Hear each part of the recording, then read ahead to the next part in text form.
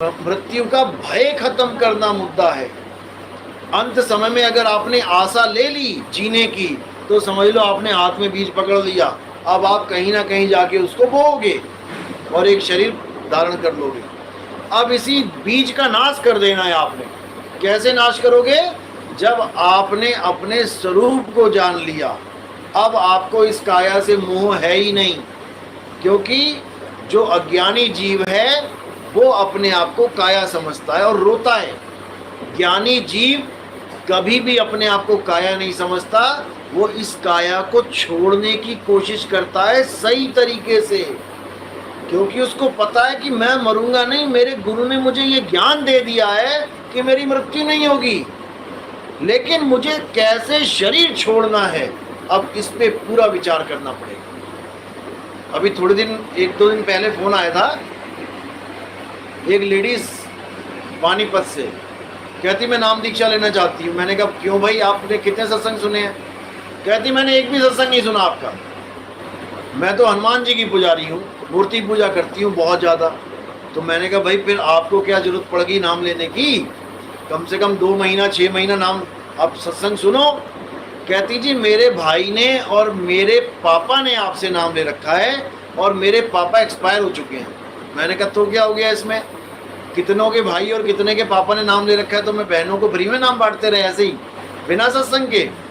वो कहती जी बात ही ऐसी हो गई कि मैं अपने पापा के सामने बैठी थी जब वो शरीर छोड़ रहे थे, और वो मुझे बताते जा रहे थे कि बेटा अब मैं यहाँ पहुँच गया हूँ, अब मैं यहाँ आ गया हूँ, अब मैं यहाँ आ गया हूँ, अब मैं सांसों से अलग होने जा रहा हूँ, अब मैं बात नहीं कर पाऊंगा, लेकिन मैं बिल्कुल सही जगह जा रहा हूँ।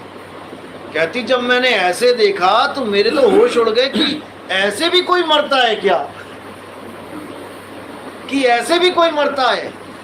मैंने तो रोते देखे, बिलबिलाते देखे, हाथ जोड़ते हुए देखे, घर की चिंता, बहू की चिंता, बेटों की चिंता करते देखे, लेकिन मैंने ऐसा तो कोई मरता नहीं देखा। भाई मुझे भी आपसे ही नाम लेना है।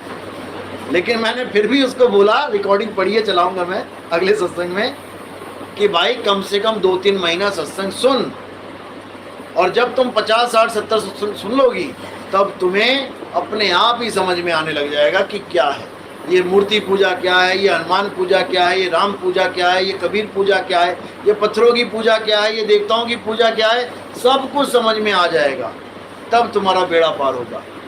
तो मतलब उस हादसे से उसको ऐसा लगा कि ये ही ज्ञान है जो हमें चाहिए।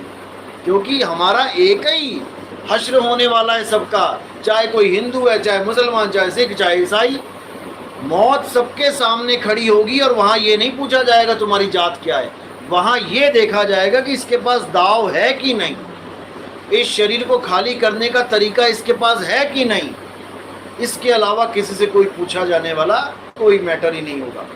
इसलिए कबीर साहब कह रहे हैं कि जिस मरने से जग डरे मेरे मन आनंद, और मरने पर ही पाइए पूर्ण परमानंद। असली आनंद तब आएगा जब तुम इस शरीर से निकलोगे और तुम्हारी खुशी का ठिकाना नहीं होगा कि भैया खेड़ा छूट गया, इस शरीर से खेड़ा छूट गया।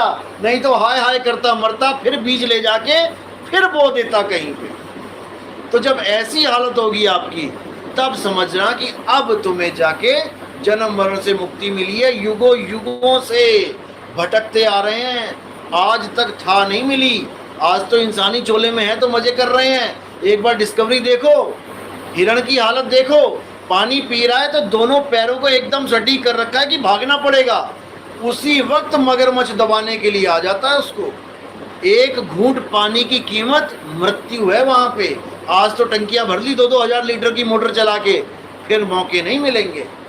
तो इसलिए ये कभी मत सोचो कि मैं हिंदू हूँ, मैं मुसलमान, मैं सिख, मैं ईसाई।